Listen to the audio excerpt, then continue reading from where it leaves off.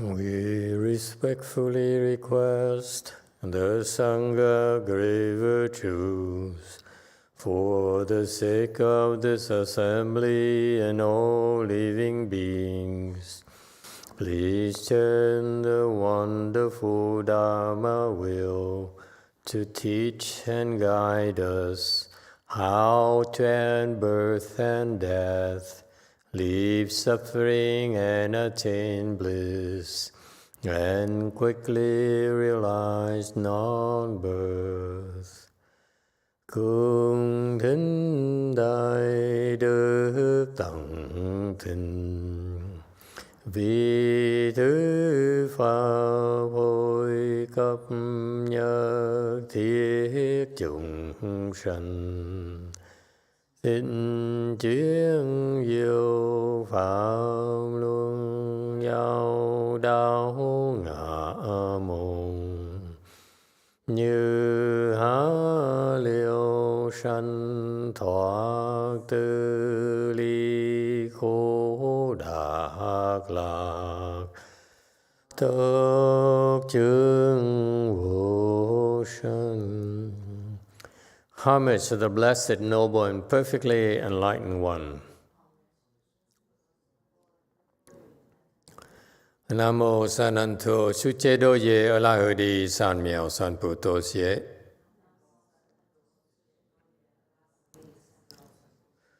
Nam mô Tathagata Toya Daja Alahade Tamyo Tambo Da Toa.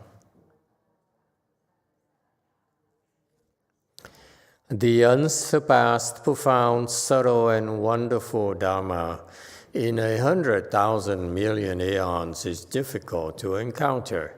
Now that I am able to see and hear, I will receive and maintain it. I vow to fathom the thus come one's true and actual principles. Wu sheng sheng sheng wei miao fa bai jian wan jian an zao yi. 我今见闻得受持，愿解如来真实义。O Buddhas and Bodhisattvas, Great Master Jingliang, Great Master YongHua, all good monks and nuns, and all good advisors, Emitofuo. 诸佛菩萨、精良大士、师父、上人、各位出家人、各位善知识, Emitofuo. Chư Phật Bồ Tát, kính thưa Thanh Lương Đại sư Hòa thượng Tuyên Hóa, quý thầy cô và các vị thiện sư Thích Ca Như Đà Phật. Hello everyone, today is the 28th of October 2022. Thank you all for joining us in this lecture on the prologue to the Avatamsaka Sutra, written by Great Master Jingliang. We are on door number 2, about sutras and its stores and teachings and its stores, teaching its stores.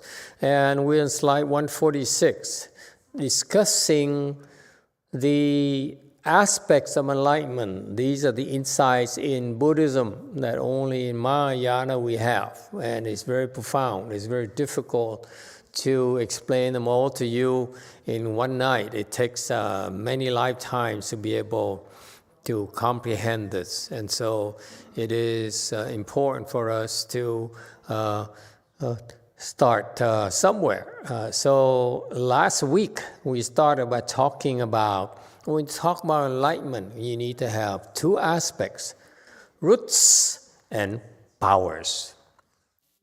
Okay? Meaning that in order, in your road to enlightenment, you need to plant the proper roots. You plant the seeds or the roots. That the roots eventually, by nurturing your roots, planting the proper roots, and nurturing the roots, then the roots will produce, will sprout and produce power.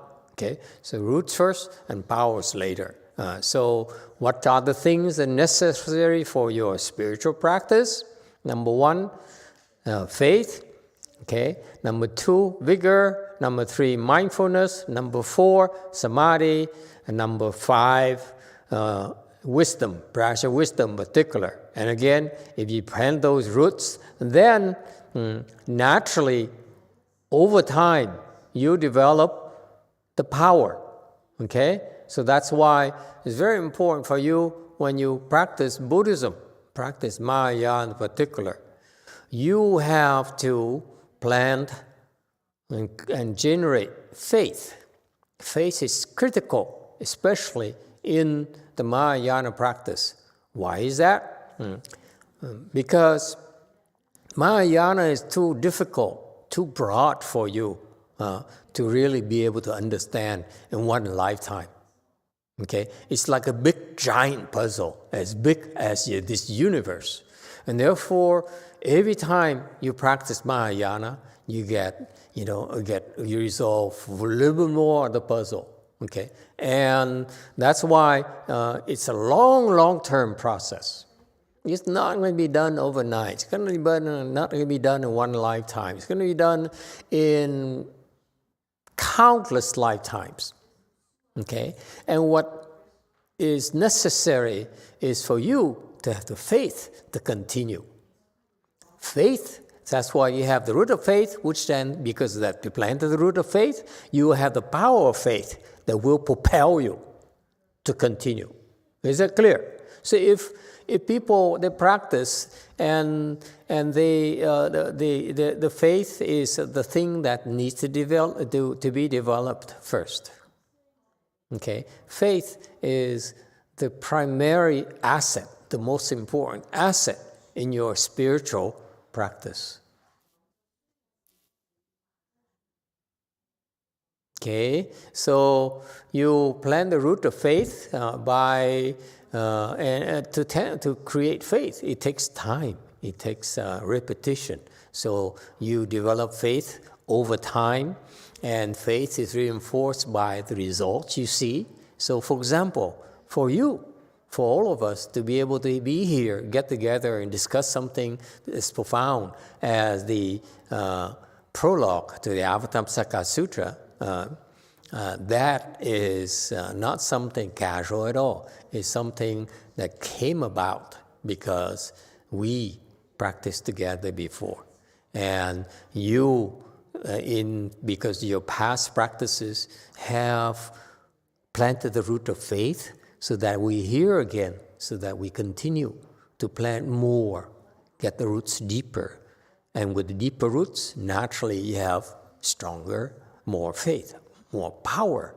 Power is very important in order for you to, it's like nuclear power or something, or atomic power, because that's what gives you the edge over others. Yes, Q&A.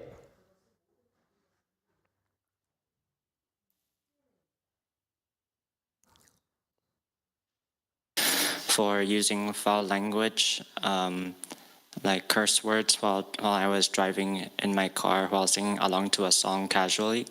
My first question is it better to do public repentances or to do them privately or in the Great Compassion Repentance? Okay, good, Joe. We missed the first part. The audio didn't come through. Would you mind repeating the first part, please? Yes. I'd like to repent for using foul language, like curse words, while I was singing along to a song while I was driving. Is that rap music, a rap song? No, it's not rap music, no. Okay. Okay. So what kind of song will have curse words? I'm just curious. So. I think I can only give the artist name. I don't remember the song name. Yeah, what's the artist? Galimatias. What? What's happening to the world of music? Okay, I better look it up and find out what kind of curse words to use. Okay, so you use curse words and you repeat that. Is just like because you're unhappy in the song, or you just like the song so exciting and you repeat the curse words? I was just excited. You're excited and you repeat the curse words. You're cursing to yourself, or you're cursing anyone in particular? No one in particular. No one in particular. And so it's like singing along, if you will, with curse words. Okay, what people do for kicks nowadays. Yeah, okay, continue. The second part was, this is for the first issue. Is it better to do public repentances, or to do them in the Great Compassion Repentance? Or you mentioned in another lecture you had the idea to do drive-through repentances. So, in your opinion, would it be better to do public repentances or more private ones? I heard drive-through repentance. This is a new project we also thought of years ago. Yes. I did. You remember all these things? Seriously? Because I once went to a drive-through bank. I said, wow, that is so cool. When people drop by and say, for $5, they just have to repent, drive-through. And it's really practical. Come on, folks, don't laugh at it. It's a service to community, to society. Anyway, so is it better to do public or private repentance? First of all, coarse words.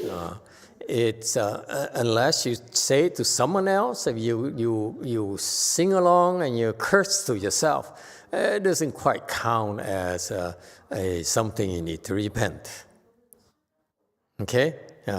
So if you curse to your mom, for example, now you really want to repent. But you curse to yourself, it's really not a big deal. Okay? Besides, in particular, it's like singing along with some sort of special language. So I would not worry about it. Okay?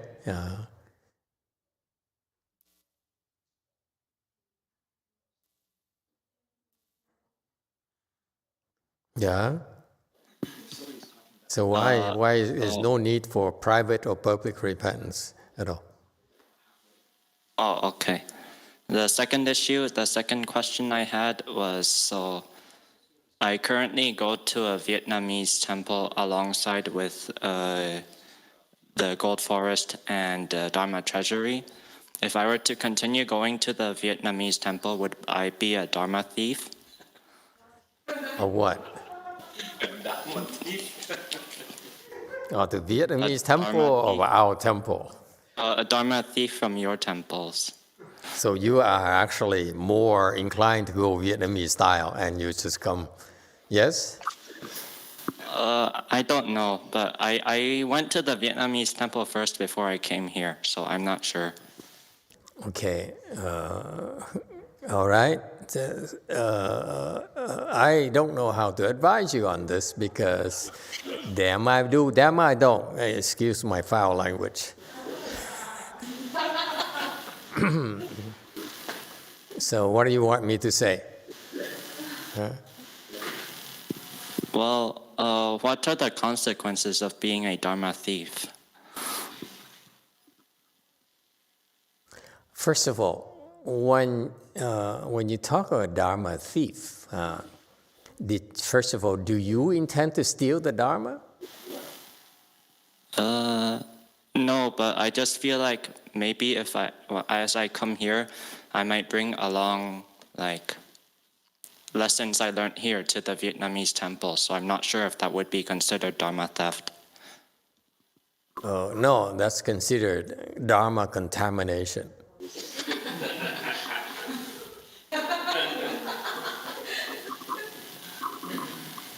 When you have theft, what's required first is the stealing intention. You have no stealing intention, therefore, there's no Dharma theft. Okay, take it easy, kiddo. Don't worry so much. And you can go to as many temples you like. I just feel you're still a traitor, that's all.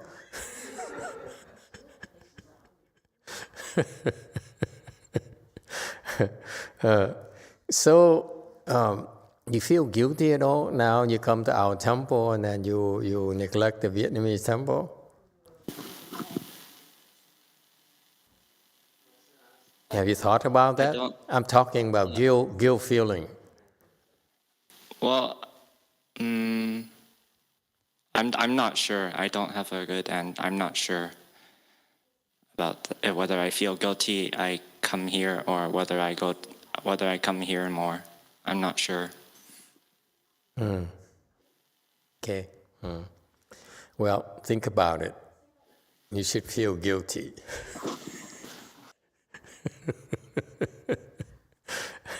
What is the big deal? I don't understand you young people nowadays. It's just why are you so that the Dharma theft is usually because it's something important, okay, that you're trying to steal.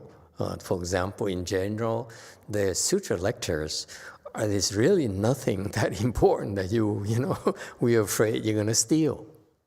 Okay, the only exception is like in our world, the practices, like tantric practices, where they require transmission is for your own protection.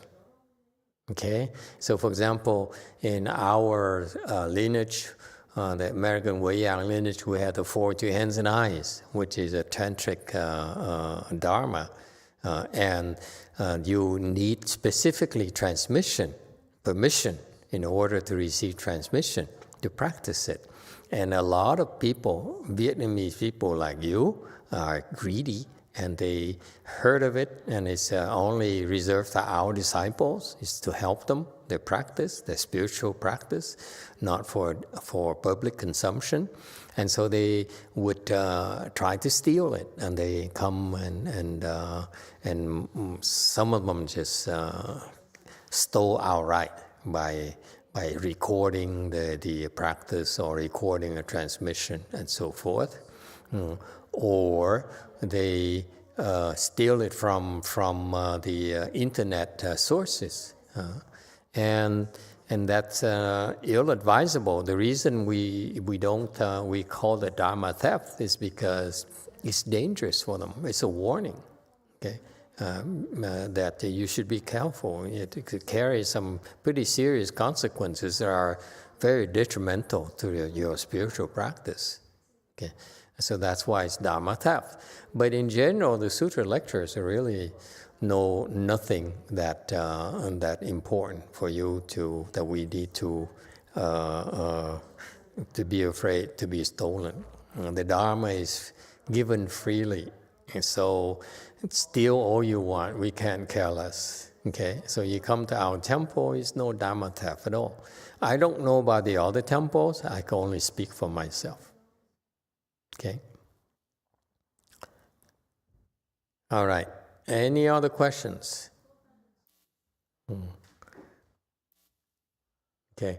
And the other reason is for the tantric, for the transmission, is that you need protection. For those tantric practices, people don't realize it, that they need a lot of protection in order to succeed in their practice. Without the protection, they can't get very far. So they can steal all they want, okay, as well, from as far as I'm concerned. It's my job to remind you you should not steal, but you can steal all you want. It's your problem, okay? I just did my job, that's all, okay? So as a result, many people who stole, for example, the 40 hands and eyes and tantric practices, they can't get very far. They get in trouble eventually. So that's why. All right. All right. All these things are transmitted to you in order to help you in your spiritual practice, just for you. So why would you have to do things your way? And you do things your way, that's why you're confused, you're stupid. You do things our way is designed to help you open your wisdom and make progress. All right, so we're talking about faith here. Faith is very important. Faith, the power of faith is what keeps you in a loop, because as part of your spiritual practice, you'll be facing a lot of obstructions, a lot of tests. The obstructions come from your karmic obstruction, comes from your past, come from the nature of your practice, and it comes from your own afflictions and so forth. And that's why it's natural for the spiritual practice to have obstructions. That's why you need to have faith in order to stay the course. Okay, and furthermore, in order for you to have developed the power of faith, it's your good new advisor who will provide you even more obstructions, more tests, in order to strengthen your faith. Okay, faith gets stronger because you pass the test. Okay, number two, the power of vigor. Okay, meaning that when this is a fundamental to all spiritual practices. This is why, for example, the Hinayana practitioners, they go away from the distractions of the cities and others and just focus on their own practice. So less interruption, less distraction, so that they can vigorously concentrate on their spiritual practice. Okay, that's one way. Our style is you can also practice. It's their style of practicing vigor. But our style is there's a time for you to get away and concentrate on the vigorous practice. Okay, like in isolation, in seclusion, there's a time for that. But we prefer to practice together with others, because you learn to practice vigor in a great assembly, not just by yourself. Okay, and then with vigor, with the root of vigor. Okay, that's why, for example, in Chan practice, we teach you full lotus, and we encourage you to try to develop that skill, that root, and sit longer. Okay, so that's a form of vigor practice. And number three, the power of mindfulness. Mindfulness is to not forget. Constantly be aware of it. Aware of what? Most people who don't understand the spiritual practice, they would say, I'm mindful of the food, I'm mindful of the sunset, and so forth. That's worldly mindfulness. What we're teaching you is a mindfulness of the Dharma. Okay, and so that furthermore, in the future down the road, when your root mature, then you have the power of mindfulness, that you're able to be constantly remembering the Dharma of your Dharma practice. So one way that we practice mindfulness is by a lot of our disciples practice is by listening to the Dharma, the proper Dharma.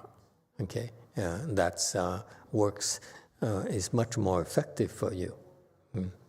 Because you're mindful of the lesser Dharma, and your root is pretty shallow, and therefore your power harnessed later would not be very useful to you, very limited.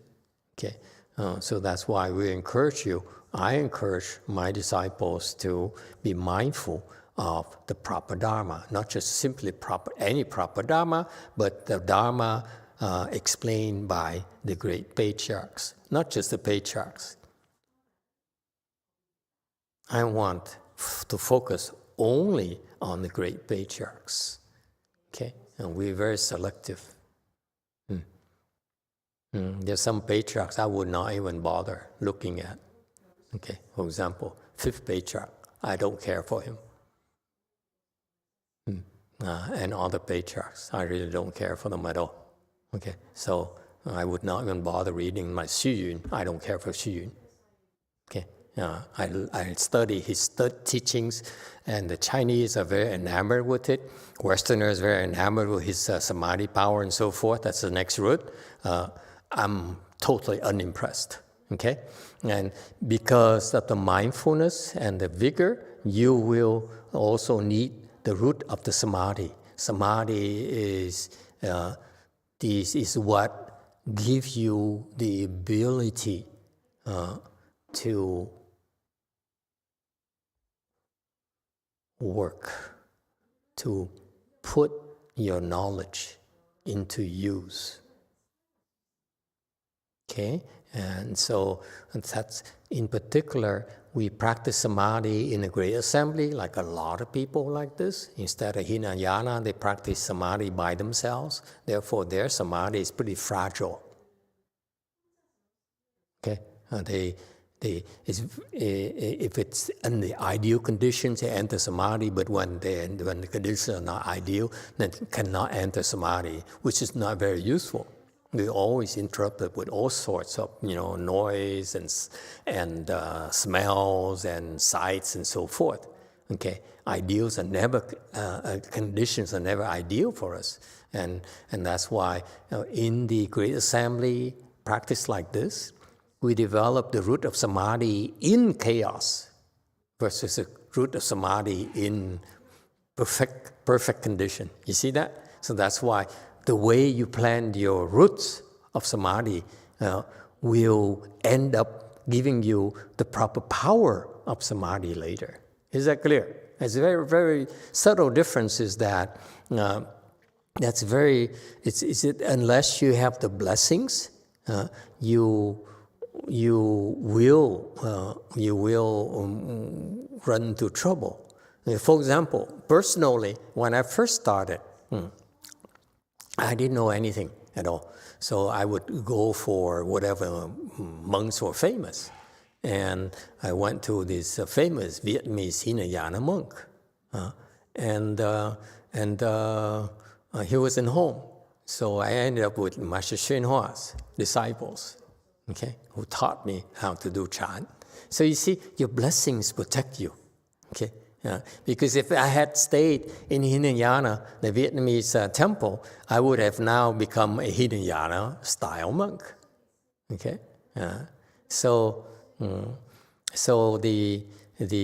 Samadhi here, the root of Samadhi here, not only is more geared towards the Mahayana Samadhi roots, but also in terms of the different types of tools you develop in order to develop the various samadhis. Okay, in the Hinayana, they have a limited number of samadhis they practice, whereas in our Mahayana, we have countless types of samadhis, countless types of Dharma doors for you to develop samadhis. Okay, that's why the power of your Samadhi later is much vaster, much more profound, much more scary to your opponents. So far, so good. And finally, another part of your foundation is wisdom. Not just any kind of wisdom, but prajna wisdom. Again, prajna wisdom is not something that you understand. That's why you need to have faith, that even though what we teach you doesn't make sense. Okay? Take, for example, the scientific people that said, you're talking nonsense. You're talking about invisible things, you're talking about spiritual penetration and so forth. And they have a hard time believing in those things. Okay, whereas this wisdom here we're talking about is the things that are beyond your intellect. And that only can be, you plant the roots to develop that kind of wisdom, prajna wisdom, that will help you get out of this will reincarnation and discover true happiness. Okay? So this wisdom here, okay, in order for you to develop, you need to plant the proper roots, plant the proper seeds, if you will, of wisdom, prajna wisdom. And what happens is that, again, if you start off the wrong foot and you plant the wrong seeds, you develop the wrong roots for the wrong type of wisdom, you will not get very far. You're very limited. Okay? And then you stop yourself. You say, I don't need the other stuff. I'm perfectly happy, because there's a big issue with the Hinayana if they're not careful. Yes, 7. Master, thank you, Master. Who has the power of wisdom, and what does it overcome? It overcomes, the wisdom we're talking about is a wisdom that you develop that will help you transcend the world. Okay? Your intellect cannot help you transcend the world. Only wisdom can help you rise above it. It's actually your mind, your intellect, your thinking is what's keeping you here. So the wisdom here this kind of wisdom here starts first by you're stopping thinking. Okay, and so the way that we develop it is quite extensive. Okay, the way that Master YongHua, the Dharma Master YongHua brought to this United States is very broad type of development of wisdom. For example, this Avatamsaka Sutra it has countless roots of wisdom that we're planting. Okay, and the advantage is that eventually it will help you develop the power to solve the biggest problems. The most difficult problems can be solved. Go ahead, JMT.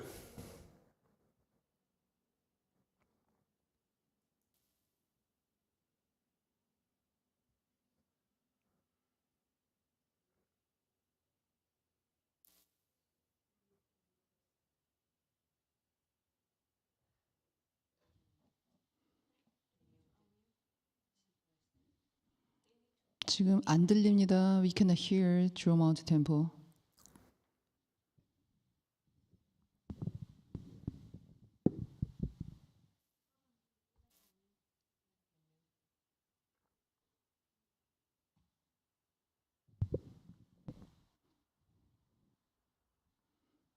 거기 뮤트를 풀으셔야 되는데요. Yeah, you are on mute. Hello. Yeah, we can hear you. Okay. 네, 영어 유튜브에 올라온 입지윤혜선님 질문입니다. 마스터 MP3를 따라 매일 GCR을 하고 있습니다. 데뷔주를 수지 독송하라 하셨는데 수지 독송을 어떻게 해야 할까요? 예불집에서는 데뷔주를 설하시기 전에 데뷔주를 수지 독송하고자 하면 나를 따라 원을 바라라 하시며 10가지 원을 바라도록 하십니다. 수지 독송은 10가지 원을 이루고자 노력하는 것을 말씀하시는지요?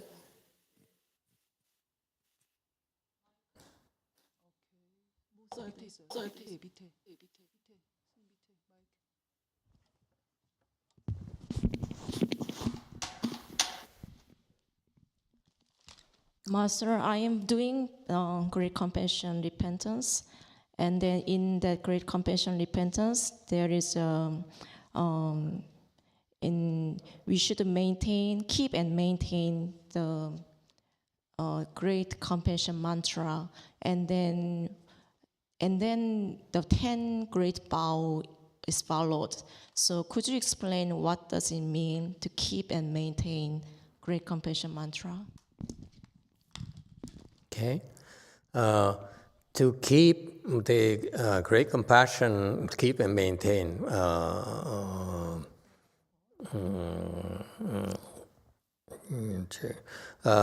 So to keep is to not keep, to receive.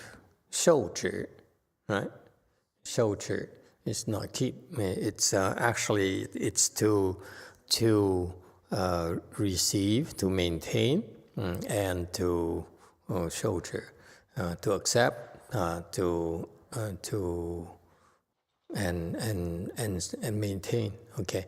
So what happened is, for this particular great compassion mantra, what you do is you receive the transmission.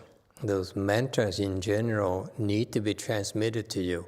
It's because when it's transmitted to you, the transmitters, Dharma protectors, will come over and protect you in your practice. So the transmission is very important. In particular, whoever transmits to you is also very important.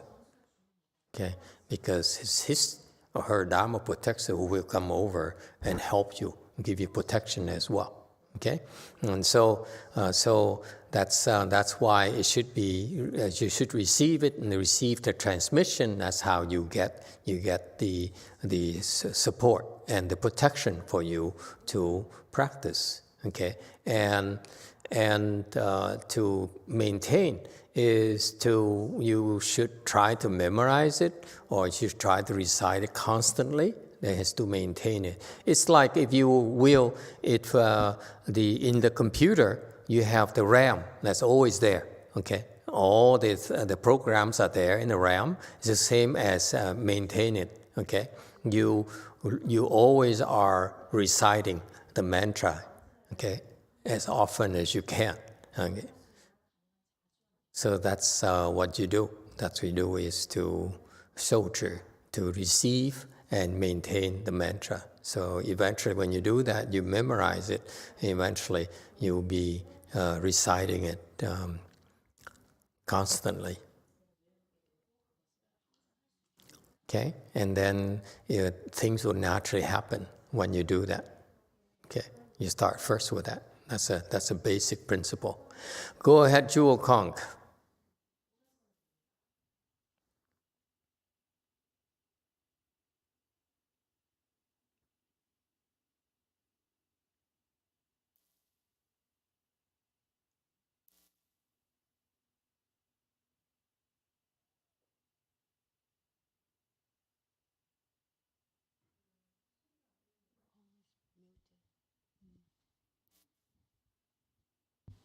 저희 소리가 안 들립니다. We cannot hear 주옥홍.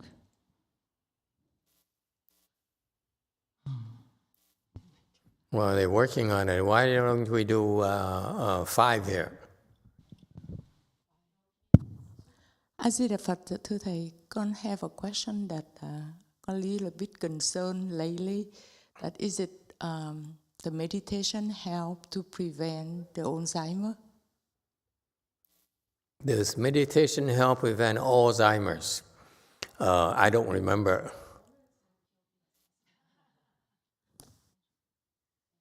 What was the question again?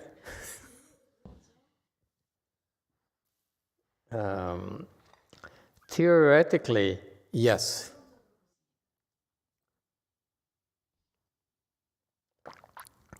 Okay.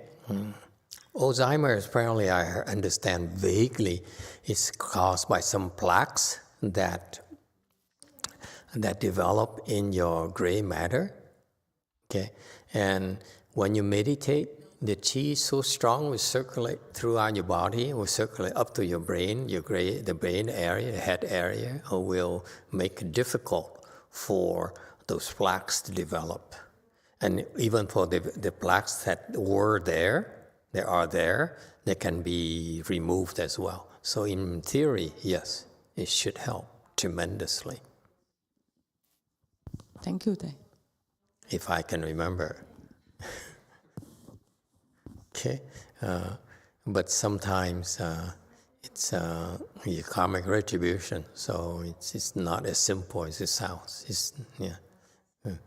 Okay, yes, 8. From Go Forth Daniel, Master, when we listen to the Dharma as mindfulness practice, after listening for several hours and we get bored, do we just continue to listen? For you in particular, after you listen for a few hours, several hours, you become bored, okay? Ignore that boredom. That's all you have to do. It's natural, in particular for you, to become bored. I speak from experience. I used to, the first time I came to a city, 10,000 Buddhas, and these nuns there, they were very gung-ho, they stood up and said, welcome to our Wan Yin Chi. That's when Master Shen was still alive.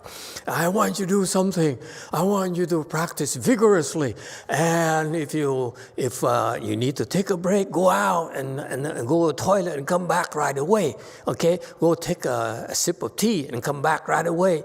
Don't sneak away. And they're very gung-ho about it. I was bored to death the whole time. Okay, I didn't realize back then that that's typical for depressed people to feel boredom when they practice the proper Dharma. So that's you as well. It's just that boredom that you feel is the depression coming on. So since you're practicing the Dharma, it's perfect time for you to simply ignore it and keep going. It's that simple. Okay? And pretty soon they will ignore it as, it's not working anymore. They get bored themselves. They won't bother you anymore. Okay? Did Konk or something, someone in Korea give up or what? Okay. No more questions? Okay. So the Chinese, always good for you to learn Chinese. They have certain insights that we don't. Okay. This is from the Chinese wisdom. What's the use of the power of faith? Why do we need the power?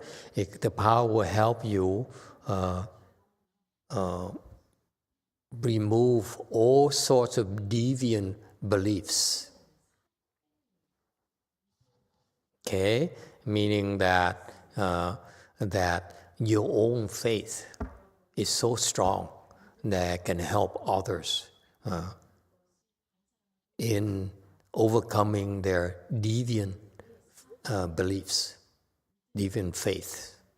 Okay, you see, you want to become enlightened because the objective of becoming enlightened is to help others, not helping yourself. So that's why the power to help others overcome their own deviant faiths. Okay? Number 2, why do you want the power of vigor? Vigor is necessary for you to sever all evil. Okay? In order to sever evil, you need to be vigorous.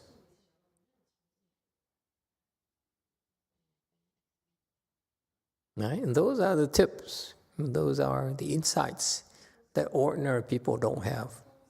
Non-Mahayana people don't have. Number 3, the power of mindfulness is how do you wield the power of mindfulness? You do the 4 stations, you practice the 4 stations of mindfulness so that you can have the proper thoughts, the proper mindfulness. And the 4th station of mindfulness will be discussed a little bit later. Okay?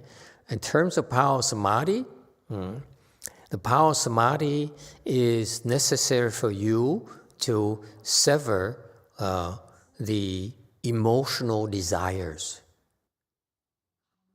and the afflictions. Here's what happens. As you practice and you make progress and you get higher and higher, okay, then you definitely need even more power, okay, in order to overcome your own afflictions. Your own afflictions are the biggest showstoppers. That's what's going to make you quit. That's what made those poor people quit already. Okay, they're so afflicted.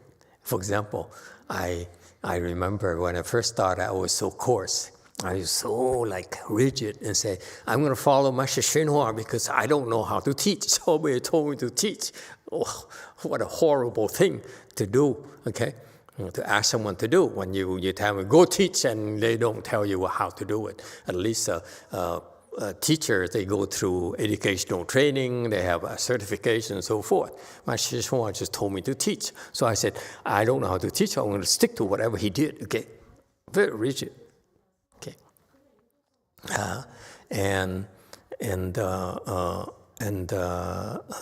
I wouldn't dare deviate from his approach at all.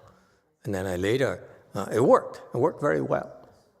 And later until I realized, one day I realized my disciple was so good that it no longer worked for them. That's why I had to evolve. I had to change. I have to expand the repertoire, okay? And with how they expand the repertoires, it's very difficult to overcome this emotional desire and your affliction, because that's what happened to the people. You quit because of your own affliction. That's the biggest showstopper for you. Okay, so early on, because I was too rigid, okay, I was very coarse and very stupid, actually. And to be truthful, I used to insult a lot of people. I say, why are you so stupid? You're so stupid. I keep on telling you, you would not listen. Okay? And these people got very offended. They got very afflicted. He said, no one dared call me stupid. Certainly not you, you lowlife monk, parasite of society. How dare you?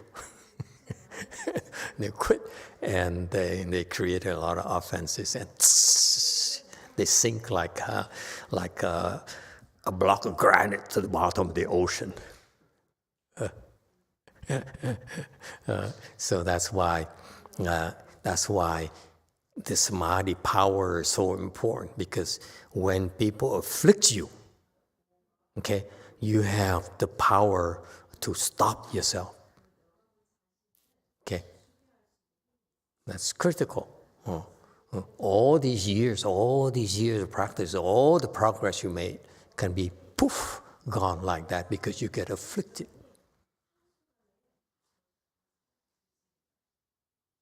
Yes, 3. Master, is the mindfulness, is that when you listen to the Dharma without trying to figure it out yourself? Is that what it means? Mindfulness is to be aware of it, okay? To remember, okay? That's by definition. And the way you do it, the way we do it, is to listen, so that we don't think. See, with the way they teach it, in Hinayana said, I want to remember what I'm eating. I want to remember what I'm looking at. I want to remember what I'm walking, I'm doing, my foot, one foot after another. That's mindfulness as well. But mindfulness, why do you have to be mindful doing that? That's nonsense. Okay? It's so limited. So now you're mindful of walking. How useful is that? Okay? Whereas for us, our shortcut that really work well for a lot of our people is that while Anthony goes to the Vietnamese temple and try to steal that Vietnamese Dharma, our people are taught to simply listen Even don't even bother driving to a temple. Just listen to the great patriarch's Dharma. That's our practice of mindfulness. That's what I call great mindfulness. Mindfulness of the great Dharma. So you listen so that it helps when you listen to the great Dharmas from the great teachers. They help you reduce the thinking, your thinking. Their teachings have the power to reduce your thinking. That's what people don't realize. Ordinary people think, I want to know, like Anthony, I want to know more Dharma. It doesn't matter. It's about learning to stop thinking.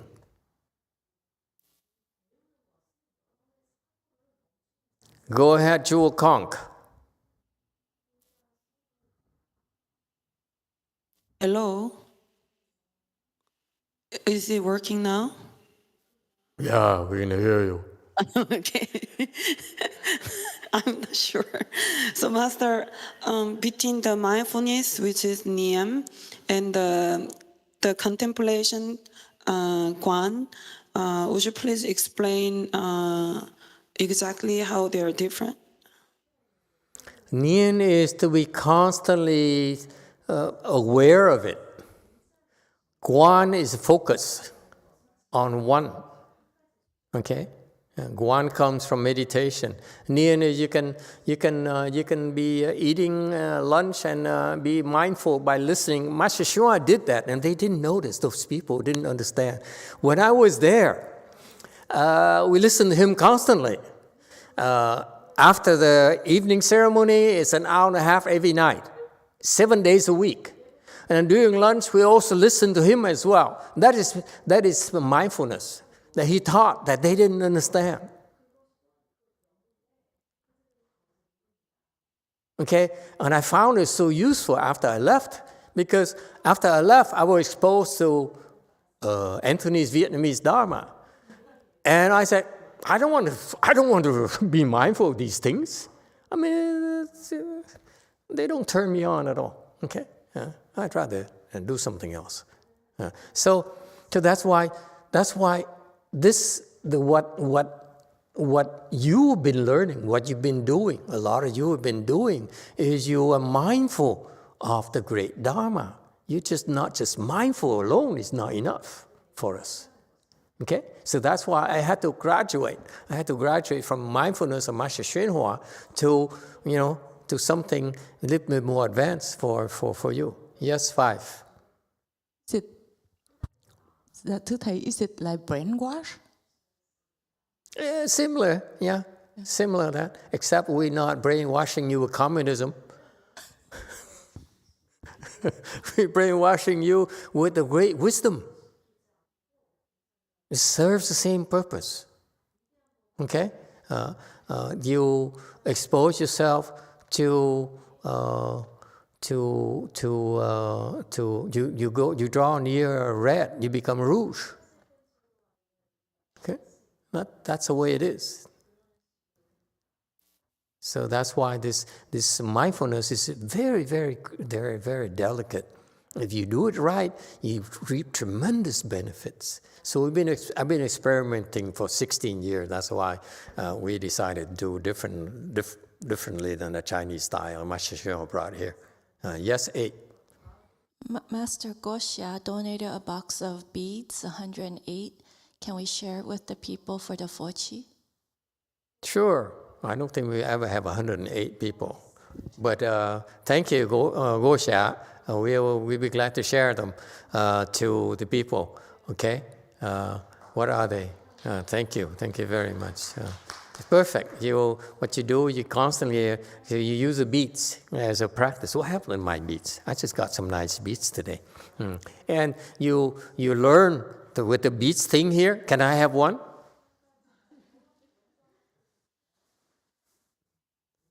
Whoa.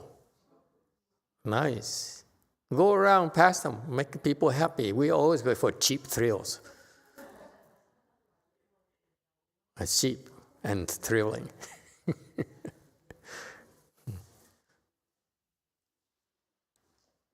I don't need the whole thing. Just give me one. these Chicago people. Thank you.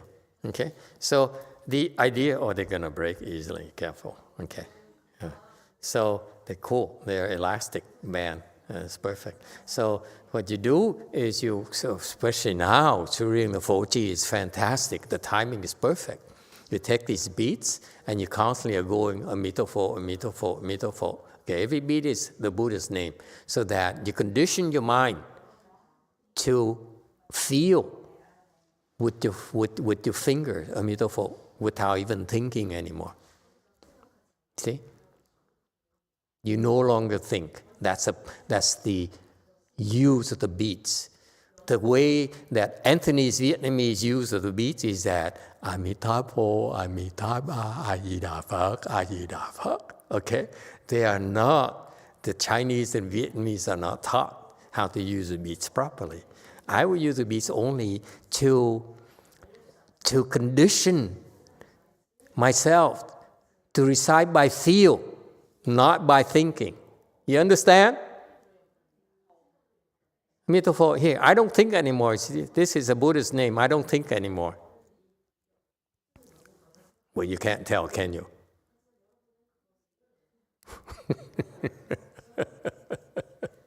Okay, so reading a 4G, please do that. Just train yourself and to condition, okay? So that when you do that, then you can talk and still recite. It's how fast your mind is. You can talk and recite at the same time. Your mind is super, super fast. And Malcolm said, I don't believe that. Yeah. All right. Sinan, would you like to borrow us some of your cheap beats you sell on Amazon? We'll swap them. Okay. Okay. So Jusu님 has a lot of beads there. She does? But they're for sale? I sent a lot of beads to the Wei Mountain Temple. It's there. Yeah, but I know they're for sale, so we're cheap. Our people are very cheap. They only take free things. I like to take free things, but I cultivate. Hey, I made it to a place of cultivation enough. The jujube old one is not expensive. We buy a wholesale price, Master. Yeah, I know, but these are from China. They're totally free. It's fantastic. Thank you, Goxia.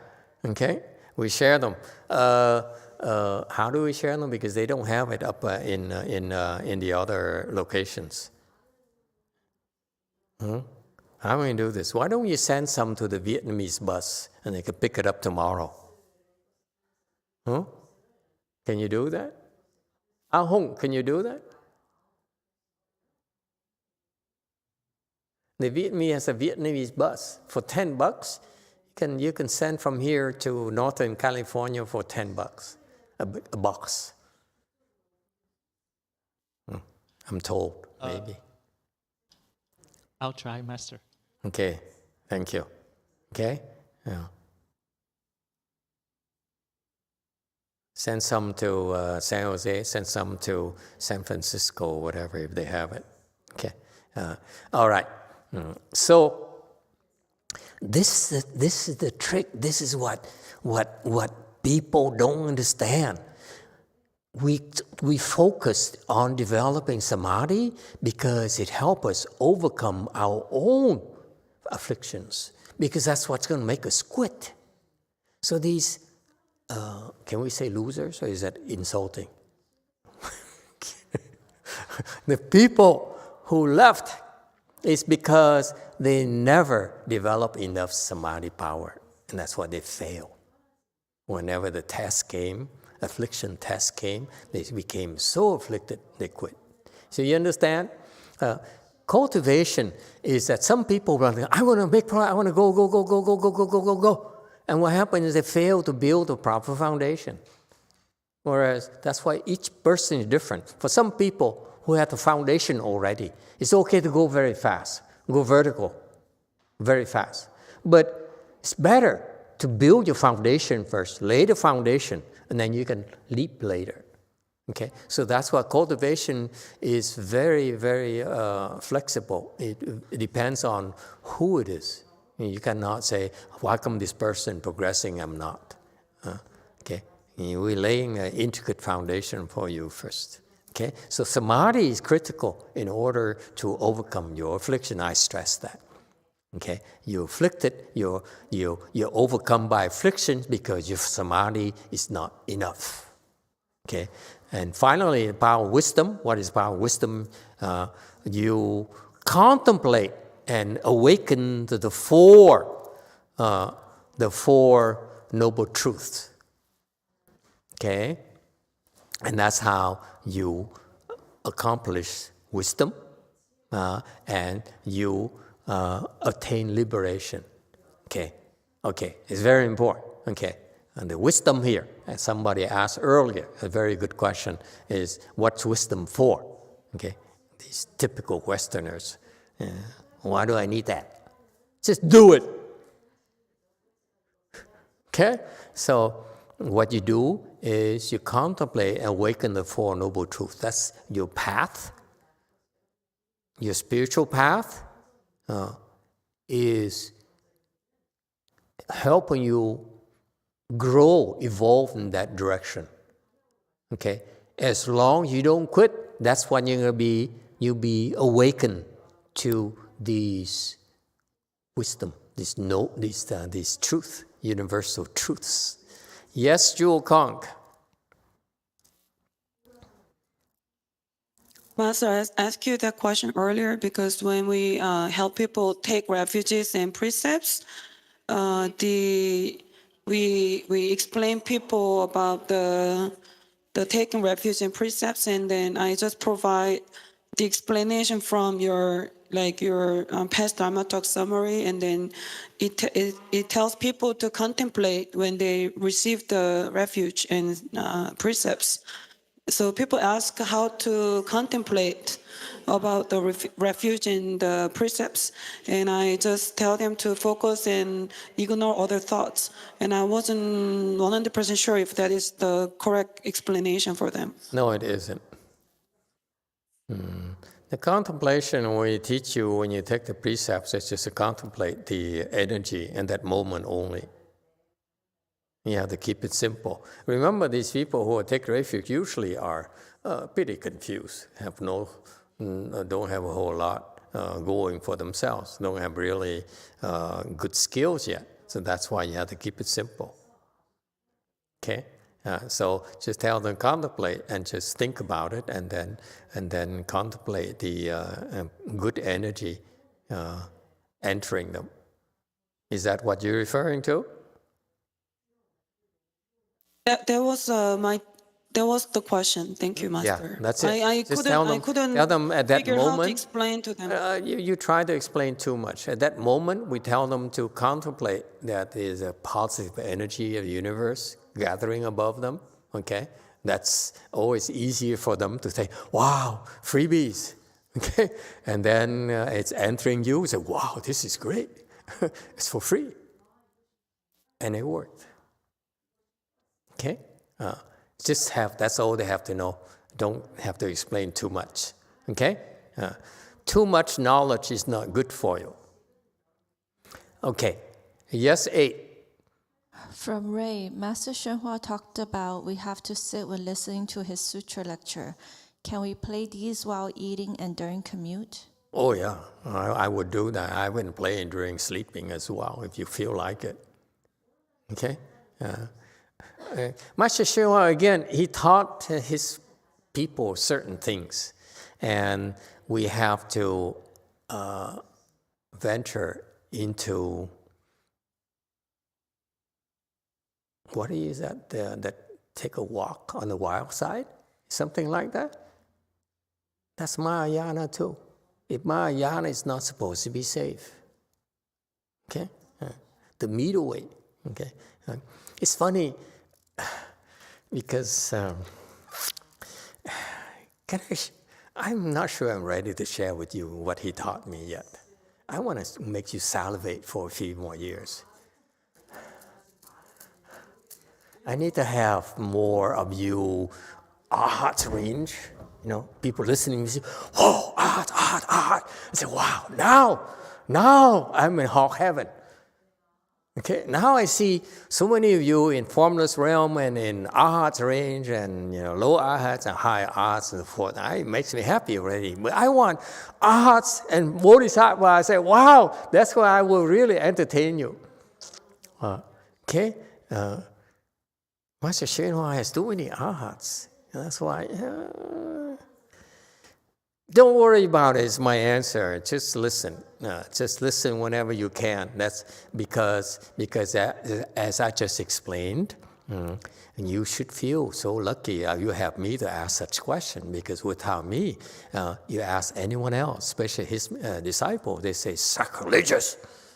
If Master YongHua says so, do so. I'm trying to expand your horizon a little bit, take you to the wild side, remember? Okay, so yes, traditionally they are taught to focus and absorb it. For me, I'm teaching you about mindfulness. Okay, so what he taught is for different times, but for us people in the world who are very extremely busy in the West. We're not like the Chinese, the Asian who can sit there and focus on their spiritual practice. We don't have that kind of luxury. We're too busy making money, remember? Sounds familiar? Huh? Earning a living, driving around, beating the clock. So I'm teaching you about mindfulness of the great Dharma to compensate for the fact that we cannot afford to solely concentrate on a single Dharma. We compensate by being mindful of the great Dharma. Is that clear? So don't worry about what he says, okay? Unless you go to his temples, then you should do what they teach. Anthony, you hear? You go to the Vietnamese temple, do what the Vietnamese teach you. Go to my temple, do what we teach you. That's all. That's the middle way. Okay? Nothing wrong with going to the Vietnamese temple, but you should feel a little bit guilty, by the way. We treated you so well. Anyway, so the power of wisdom, okay? You contemplate the Buddha's teaching. This Sudi here is a Four Noble Truths, okay? Because the way the Chinese teach it is because it's a reminder that that's talk turkey. When you talk about enlightenment, you have to understand emptiness first. And within that emptiness, you push it further, then you go into the bigger emptiness. You cannot speak nonsense. Okay? So I talked to, for example, to a Korean monk. I told the story to a few people. Korean monk who came here in the U.S. and visited us at Lu Mountain Temple 4 or 5 years ago. And he looked at that time, my disciple, which just became, Xian Xin was a novice, and Xi was a novice as well. Okay, and they're all newbies. And now I told him, now can you tell that you were not above them? And of course, it's too low to know what we are. So anyway, so I explained to him that because he planted I didn't quite put it in that way, okay? But in the context of what we're learning tonight, he didn't plant the proper roots. That's why he has a lot of obstructions right now. So what happened, he got here, and then now he's going to be like this for a long, long time. I don't see how he's going to get out of it at the rate he's going. Okay, so anyway, so his first wisdom, he got to the Sudi here, and you will understand the noble truths. Okay, but he failed to develop really push for the proper foundation for the higher wisdom. So that's why it's very dangerous. Very dangerous to not have a teacher who will help you build the proper foundation. Because for that guy, it's too difficult to undo it. Okay? Once you have a taste of success, trying to tell a billionaire you were stupid. He said, no, you're stupid. I'm not stupid. I'm the one who has money. And that's why you're stupid. Don't you get it? But anyway, so you understand this Four Noble Truths here, and that's how you open your wisdom, okay? And because there's wisdom here, you're able to let go. You let go, that's how you attain liberation. So the wisdom enables you to be liberated from your own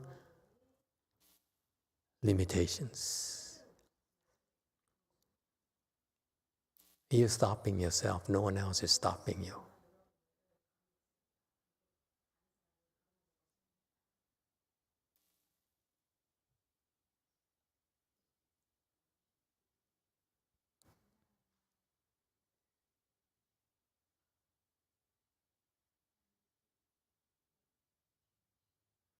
Any questions, comments? Yes, number one. Master, I have a question about, so if somebody, maybe a high Sangha member, says something and you get really offended and you feel like you want to beat them up, is that planting, is that an offense? What would happen in terms of... I mean, are we talking about you? Is you or me? Not me. So some Sangha member offends me, I get offended. Is what you are asking?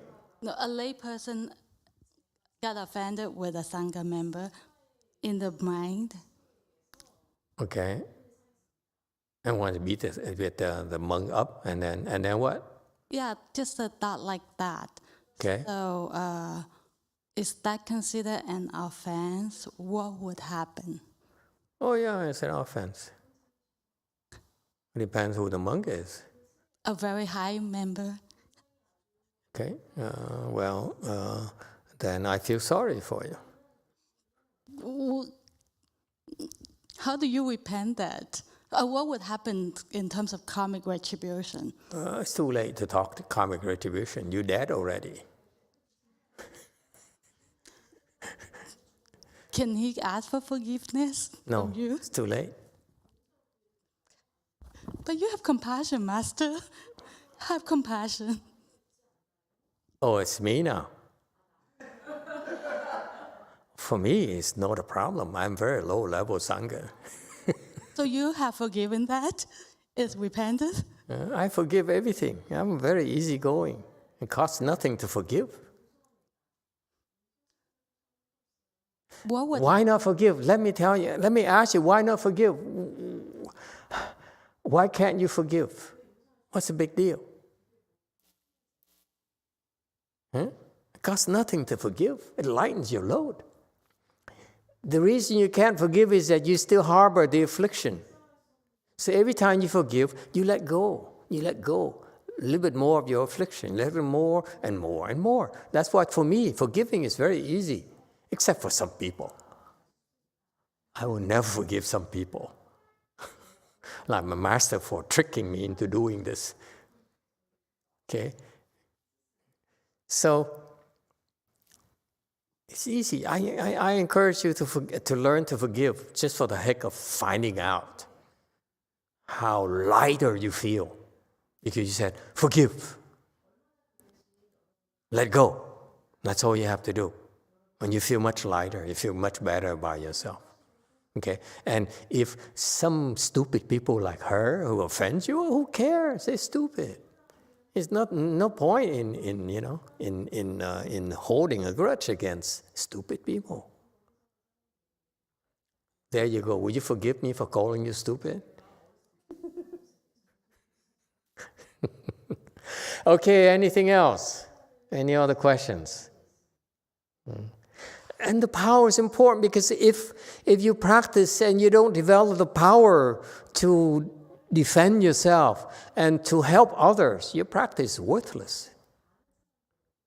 You're short-sighted in your spiritual practice. Okay, 147. The 4 right efforts, meaning vigor. Okay, when you practice vigor, you have to practice it the right kind of vigor. And by definition, this is very important. This is the foundation, okay? Meaning that if you're aware that you have evil, you do evil things, you think evil things, you say evil things, like cursing to yourself. Okay? Even cursing to yourself, that's evil. Okay? Then, if you've been doing it, then stop it. Don't listen to that music anymore. Okay? That's proper vigor. Or if you're aware that such an evil thing that could happen to you, but you haven't indulged in that yet, make sure that you protect yourself, like distancing yourself from such music, for example, or such people, for example. Okay? It's very tempting. Life has a lot of temptations. Today, I was having lunch with my friend, and after lunch, we walked. He paid for lunch. I felt compelled to walk with him. So I walked a little bit, and I saw, what did I see? This is in downtown Alhambra, which is a city 15 minutes from here. And I saw a shop for jewel. Anyone knows jewel? You don't know jewel? J-U with two dots on top, and jewel, L. What is it? Am I the only person who lives here? You guys are so boring. You walk around, you can't even see noticing that's interesting things, what's not interesting. Okay, Catholic, rescue us. These Buddhists are so boring. I can't stand them. Do you mean like jewels, where they share like gold stuff or chains? Oh, okay.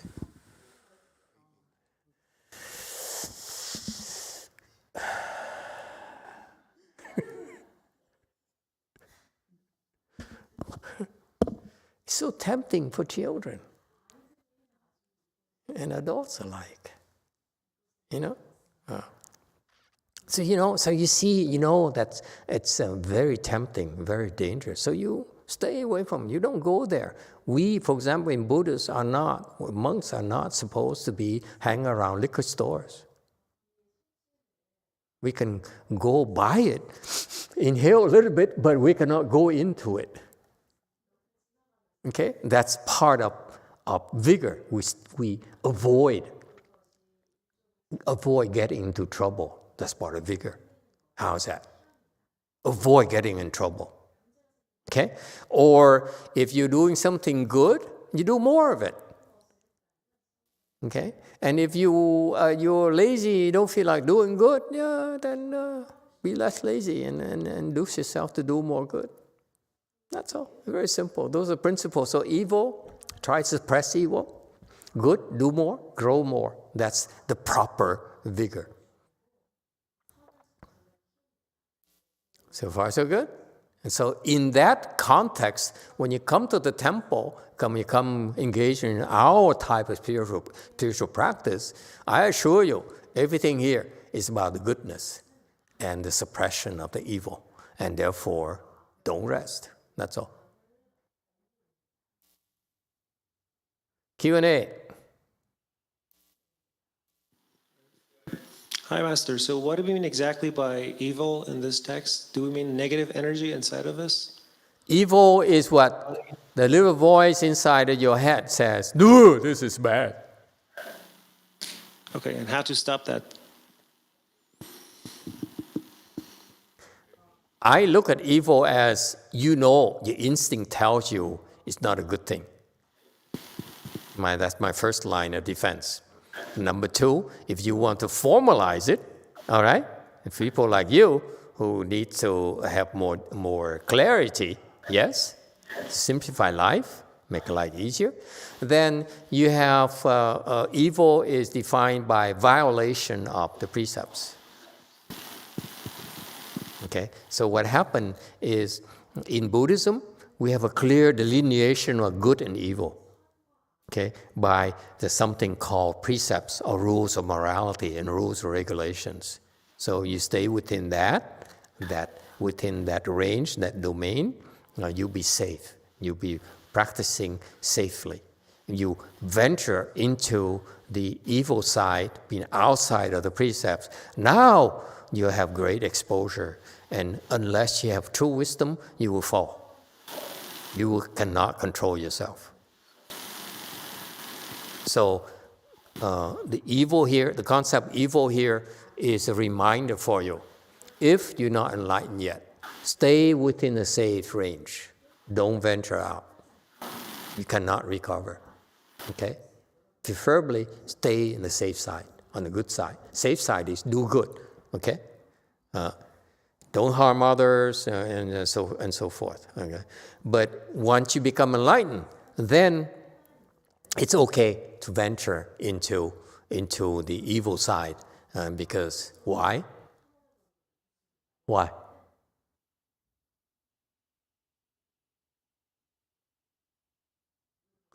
Oh my God, no one knows. Yes, in the back. Master, so that we can save the evil. That's right. And I'm sure the Catholic wouldn't know that. You go to the evil side so that you can save evil. If you don't save evil, who will?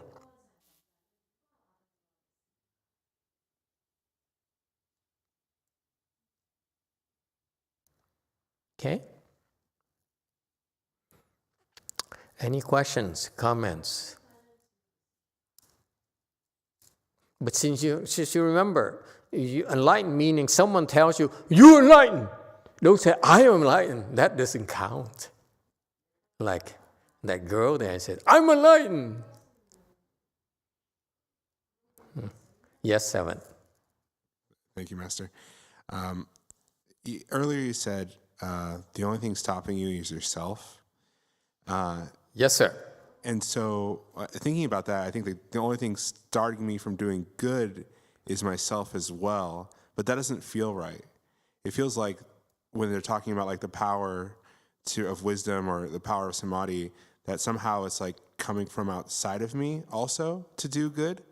And so when I'm looking to continue to not fail or be a loser, where do I look to get the power to do the good and stop doing evil? How can I answer him in 2 minutes? Just for him, there will be a new acronym. TNT. It sounds like TNT. Actually, it's TMT. But I like to pronounce it TNT. Dynamite. Cut it out. Too much thinking. Too much thinking.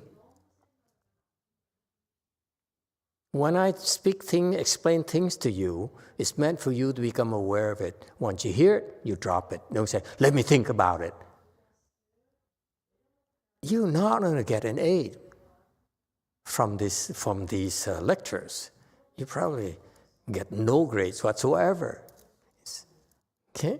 Doesn't matter how hard you work and you study. Master YongHua tells us, go home, listen to the lecture again, take notes, memorize those notes. I say, don't do that. Don't you dare. You hear and you drop it. You hear and you drop it. That's all I care for. I just want you to listen. That's all. I don't want you to remember. You will naturally remember what interests you.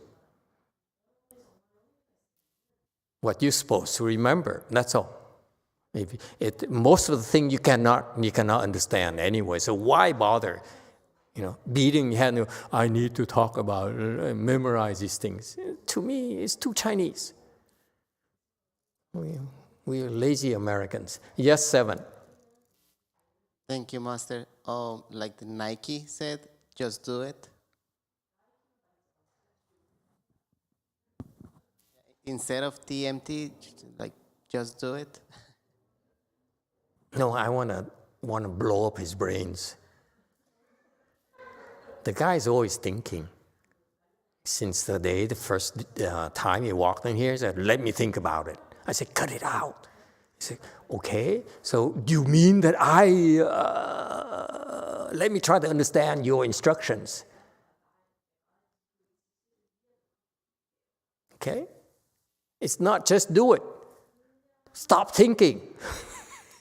This is more precise. Because when you tell him, just do it, he says, let me think how I can do it well. You see? So that Nike would not work for him. TNT would work for him. Just cut it out. Don't think so much. Let me try to understand. There's nothing to understand. Okay? The only thing you need to understand is don't quit. That's all. No matter how hard it is, don't quit. Because it's going to get harder and harder, and you're not supposed to understand for a long, long time. What you're doing right now, all you're doing right now is planting the seeds. The woman back there, she says, I don't understand a darn thing. And that's why the great Dharma. You're not supposed to understand anything. And you still listen. Yes, Q&A. Master, hello, Master.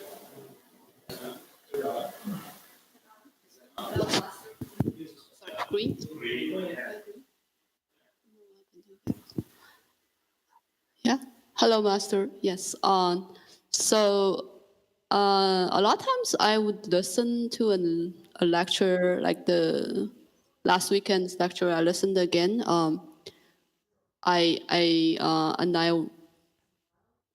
I really like some parts, and I'll keep listening to that part, or I will listen to a lecture and I realize, oh, I missed all this part the first time. So is that considered kind of processing or thinking about the lecture kind of against what you just said? Or No. No. That's listening. What happened is this. When you listen to a lecture, you will naturally grab something, a concept. And when you do that, you stop listening, you stop registering, you stop understanding. So that's why it's important for you to listen over and over again. Okay, that's reason number 1. Reason number 2 is that eventually, as you listen, you will make progress and you understand the teaching at a deeper level, and a deeper level, and a deeper level. Okay, the teaching is multi-layered. It sounds simple, but actually it has many layers. Okay, it's not the difference between Mahayana teaching, Hinayana teaching is that Alex will be best to go to Hinayana teaching, because Hinayana teaching will appeal to him and say, oh, this is so cool, this is so logical, this makes sense to me. Mahayana totally is not supposed to make sense. The knowledge is so inconceivable that you cannot possibly hope to understand. You cannot understand, guaranteed. Okay, it's fun to listen to it and so forth, and you can get some bits and pieces, but the depth of it you will not be able to get. Okay, that's why you keep on listening and listening. That's all. Just listen and don't think. That's all. This guy is always constantly, every time he shows up, let me see if I can learn something today. Let me think. Whatever I tell him, let me think. I agree. I don't need you to agree or disagree. Just listen. That's all. Don't think so much. Okay? Anything else? Yeah, there's one more question. Go ahead, go for it. Any correlation between intelligence and wisdom, or are they quite different? Yes, they're quite different. Initially, intelligent, smart refers to how fast you can think, how fast your mind is. Okay, and that's why you can see things quicker than others, faster than others. All right, and that's an advantage you have over others. However, by being an advantage is also a disadvantage. There's also a flip side to it, because you're too fast. Okay, then you're not able to see that much. Right? The analogy is that you're driving at how fast you drive. I drive 95, typically. So there is a trade-off between intelligence and wisdom, right? They're kind of like in the other side of the spectrum, right? No. I'm coming in. See, he's jumping the gun again. He's too fast. See, I rest my case. You see? So what happened is you're so fast that you miss out on the point. Okay? You say, if some people, no, I know where you're going. Forget it. Okay? But what happened is that you go too fast, so you're missing out on a lot of details. Okay? Right? Yes. You become too specialized. Wisdom is the opposite. Wisdom is that you are not attached to speed. The basis, the premise of intelligence, speed. Right? You want to get to the problem very quickly. Okay? The premise is they are attached to speed. And that's why they are limiting themselves. Okay? Whereas when we develop wisdom is we don't care for speed. Okay? We train ourselves to drop thinking. When you drop thinking, that's when you're able to see more dimensions, number one. Okay? So you see more dimensions. So that's why wise people see the big picture problem, the big picture. Whereas smart people only see one facet, only very limited. Okay? And that's why their solutions is not comprehensive. The solution is actually very limited. Okay? By time, by domain, by range, by so many factors. Whereas the people wisdom see the entire bowl of wax, all the facets. That's the advantage. So you learn to sacrifice speed first in this training. You sacrifice speed by being patient and develop and stop relying so much on your thinking. Okay? And that's how you naturally, as you think less and less, become less and less attached to thinking. That's when you stop thinking. That's when your true wisdom develops. And it turns out, then you realize you're faster than before. You're smarter than before. Why is that? Let me tell you. Speed is like a pipe. Okay? When you things in the pipe, whatever you have a thought in a pipe, you have a thought. It has to travel the pipe, right? It's like water. Once you put water here, it has to go through the pipe before you can have the next. That's why smart is linear for that reason. Okay? It's very linear because it has to clear the length of the pipe.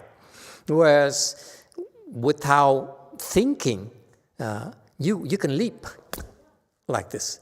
So that's why you're faster. Is that clear? Does it make sense to you, Mr. Intelligent?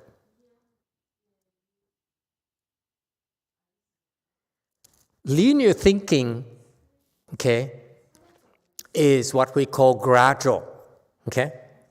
One leads to the next, to the next, to the next. Whereas in our Mahayana training is sudden, meaning we leap. That's only possible when you stop thinking.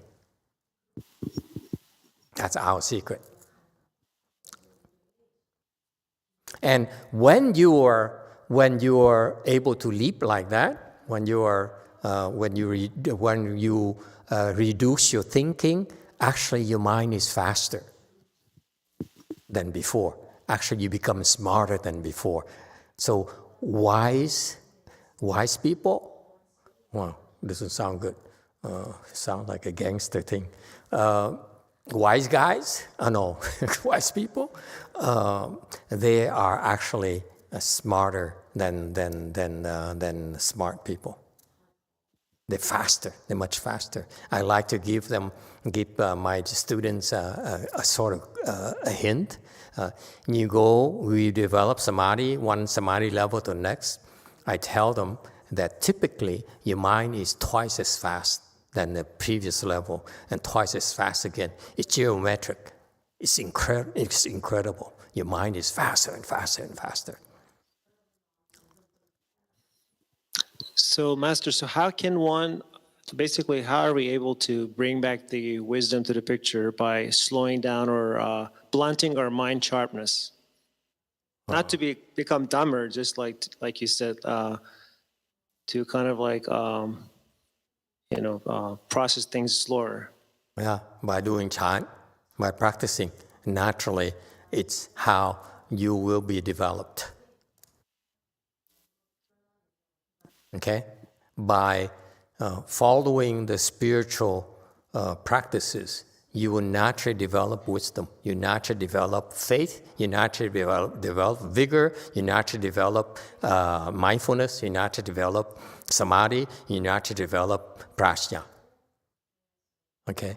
The difference between Hinayana, Mahayana, Hinayana, you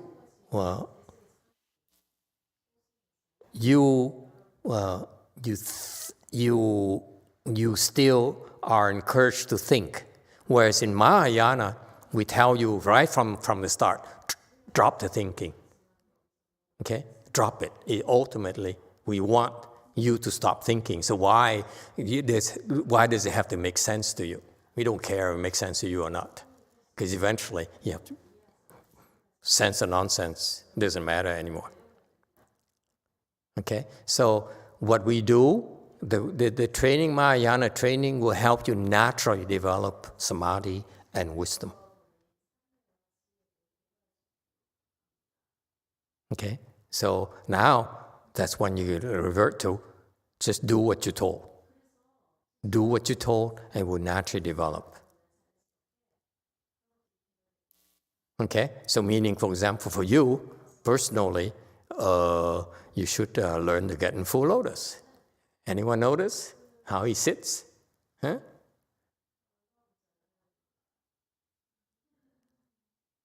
See? Fundamentals. We build the foundation, the proper foundations. Okay, people reminding me that, there's a question on JMT. One last question, is that okay? People say, it's overtime already. We need to do reverse transference. Yes, go ahead, JMT. 질문이 두 가지 있는데요. 첫 번째 질문은 어떻게 하면 미국 사람들처럼 질문을 많이 할 수 있을까요?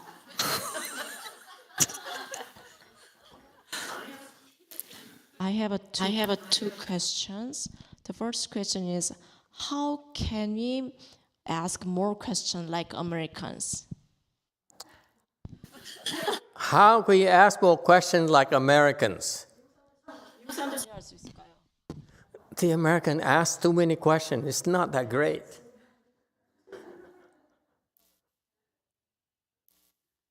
What's his problem with asking more questions? Okay, I guess it's referring back to, yes, welcome. Tell her that I could help her online and teach her some English or something, some phrases. And tell Venerable Shinran to give me the information. Yeah, okay, there you go. Malcolm has volunteered to be a tutor on American questioning.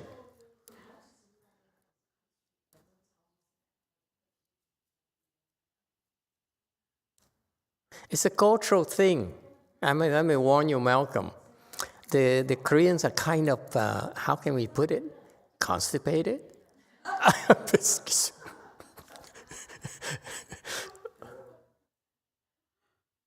I'm watching look at their face and see how they will react. The Americans are loose. There are no rules. Where the Koreans, they need to conform. The Koreans are Japanese. I think the Japanese stole it from the Koreans. You need to conform. Whereas in American, we revere insubordination, insolence. So I don't think it's possible, Malcolm, I'm warning you, I don't think it's possible to coach them. Because they can talk to you for a few moments and then go back to Korea and they say, hey, I need to conform. Because it kills me that I listen to Master YongHua's tapes and lectures, and I said, why no one ever asked the kind of question I'd love to ask? And since no one asks, I would never know the answer. I have to make up answers myself. So I ask myself questions, I have to answer myself. Yes, question number 2.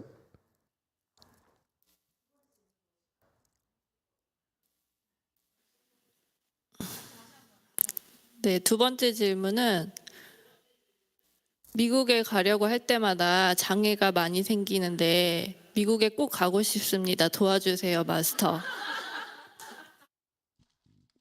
Whenever I try to go to USA, I have so many obstructions. I really wish to go to America. Please help me. Who is this? Huh?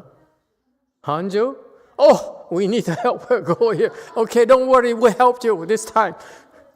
She's coming here because she's fixing a lot of people. So, she's like Pilates instructor who fixes people's problems. So she told me that I walk funny. And I said, say what? He says, walk. I walk. I say, see? I say, see what? He says, you walk like you out of balance. He said, let me prove to you. So he said, go push against the wall. I said, what? He said, push against the wall. I pushed against the wall. He said, see? See what?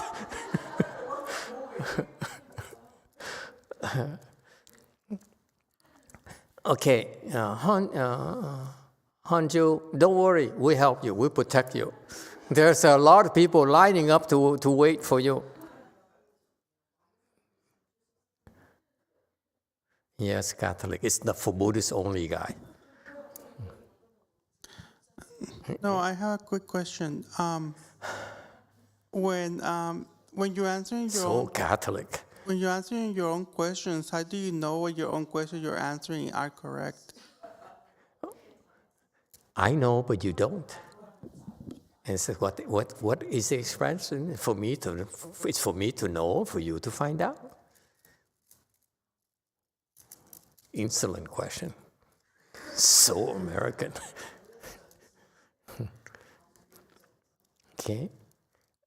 Okay, so, okay, guys, the point is that we should help Honju because otherwise she'll be stuck in Korea. And too many of you signing up already. We cannot afford not to have her here, okay? It seems like people come here not to do the chanti, but to get help from Honju. We helped you, don't worry. Okay, another question, please. Come on, people. I know I'm a pushover, but last question.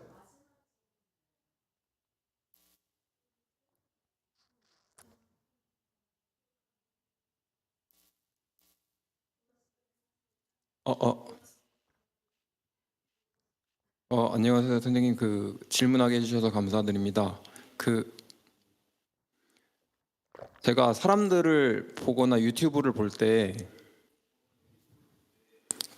어떤 공격적인 생각이 올라올 때 사람들을 얼굴을 마주 봐야 될지 아니면 눈을 돌려야 될지 그걸로 고민을 많이 하고 있습니다. 그래서 이 문제에 대해서 좀 답을 구하고 싶습니다. Thank you for allowing me asking questions. Whenever I saw people or whenever I watch YouTube, sometimes the attacking thoughts arise in me. So in that case, should I avoid people? Attacking thoughts? Like what kind of attacking thoughts? 도와드릴게요. So, Master, this is the young Catholic student who just took refuge with you. Oh no. Hey, Catholic, hint. Yeah, but Master, he already took refuge, okay? I know, hint. So since very beginning, when he first came to the meditation class, he said every time he meditates, he has aggressive and violent thoughts toward people. What's wrong with that? Oh, and then now he says it's a lot better, but the question was when he has to encounter people, he suddenly have some aggressive or thought of attacking the person. Mm-hmm. He doesn't know if he should turn his head to avoid eye contact or... that's easy. Oh my God, why did you ask the question earlier? Ignore those thoughts. You're learning chant, right? Okay? It's perfect. It's perfect for you. Now you're learning chant, you're sitting full lotus. Aren't you easy sitting full lotus? Easy sitting in full lotus. I cannot see. So, yes, Master, he's in full lotus. Okay, so almost 2 hours he's still in full lotus. That means that you now can ignore those thoughts. Don't be of those thoughts. Those thoughts are natural to you. And I speak from experience. I mean, that's why we learn chant, so that we can ignore our own thoughts. Is it clear? Very simple. Thoughts of harming someone, okay, maiming someone, beating up on someone, ignore them. That's all. It's that simple. Don't act upon those thoughts. That's all. And with your chant skills, you'll be able to resist to more and more of those thoughts. That's all. Okay? That is called, for your reference, manic thoughts. Don't quote me, because the therapist would kill me. They said, "You're not qualified. You're not certified to provide counseling." I need to be certified by you people? Seriously? Or you're listening, Xin, when someone says, "Are you certified to do counseling?" I would say, I need to seek certification from people like you? Okay, thank you everyone. You are all special, wonderful.